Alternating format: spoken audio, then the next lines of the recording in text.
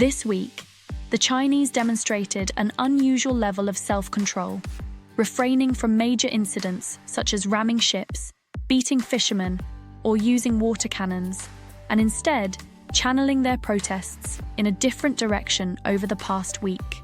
The Philippines and West Philippine Sea have still been filled with tensions as both sides proceed with military exercises.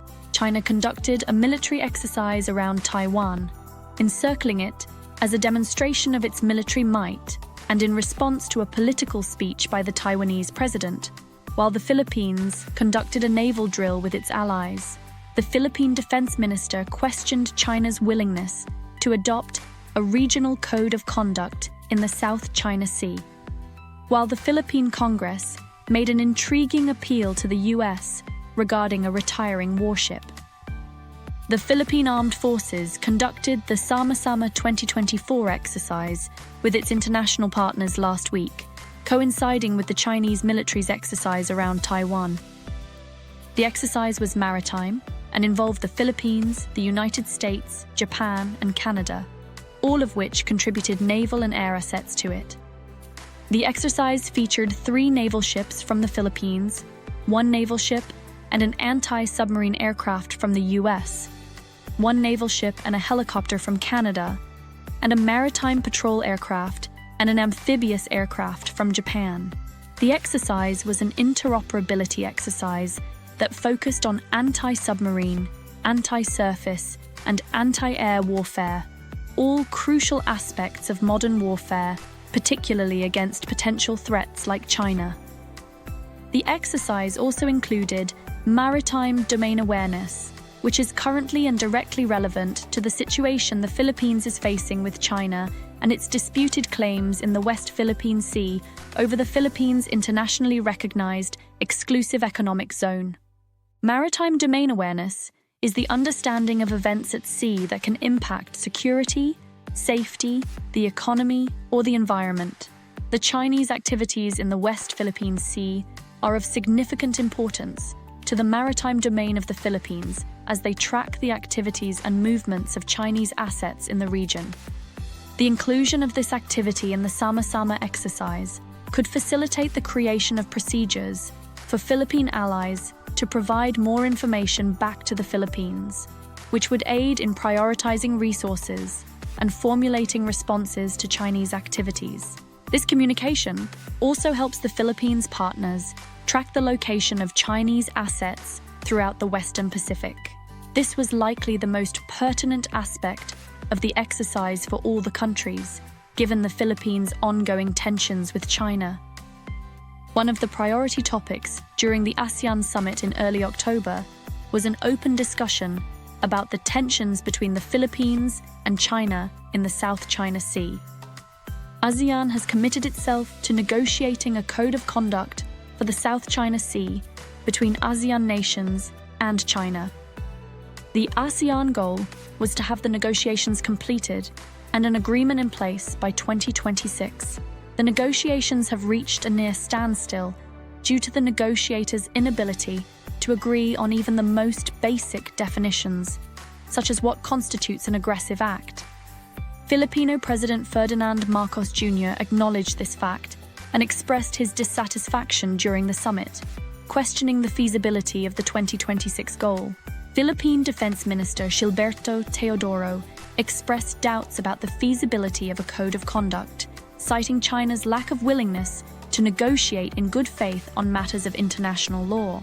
This implies that China will not sign any binding agreements based on established international law, which it has already rejected. Signing the agreement would self-negate China's expansive geographic claims in the Western Pacific. Minister Teodoro is mostly correct in this regard, but President Marcos must continue to push for the negotiations, demonstrating to the regional leaders that he is using all available tools to de-escalate the situation and highlight China as the unreasonable actor in the region. The US Navy announced the retirement of the Ticonderoga-class guided missile cruiser USS Philippine Sea CG-58 in 2025 as the Navy continues to decommission the Ticonderoga class. The USS Philippine Sea was commissioned in 1989, making it 35 years old, and it is in a class of warship that is expected to be replaced by the Arleigh Burke Block III class destroyers and the still under development DDG-X destroyers. Philippine Congressman Rufus Rodriguez from the southern Philippines wrote a letter to U.S. Secretary of State Antony Blinken, Secretary of Defense Lloyd Austin, and U.S. Ambassador to the Philippines Mary Kay Carlson, requesting that the U.S. donate the cruiser to the Philippines as a demonstration of a U.S. commitment to the Philippines' defense. The U.S. has deployed a Typhoon mobile missile system to the northern Philippines, which is a land-based version of the U.S. Navy vertical launch system, consisting of 4 launch cells. The USS Philippine Sea has 2 Mark 41 vertical launch systems, with 8 cells each, so the USS Philippine Sea would greatly increase the capability of the Philippines in its militarization modernization efforts. The US has not responded to the request, but there are concerns that the Philippines do not have the resources to assume the maintenance cost of a 35-year-old cruiser. The Philippines will benefit from not having a blue water navy and having the cruiser operate in its territorial waters. The reduced time at sea could mitigate the legitimate concern of cost. Reducing hull and engine wear is good, but maintaining an old cruiser also requires electrical and weapon systems. Another issue is that the Philippines lacks the necessary security infrastructure to receive advanced U.S. weapons. The U.S. Army, not the Philippines, is responsible for maintaining the Typhoon missile system in the country, and the Philippines' possession of these weapons requires clearance to acquire them and other advanced U.S. weapon systems. Over the summer, Secretary Austin provided a $500 million grant to the Philippines for the purpose of updating joint bases and enhancing the defense security architecture.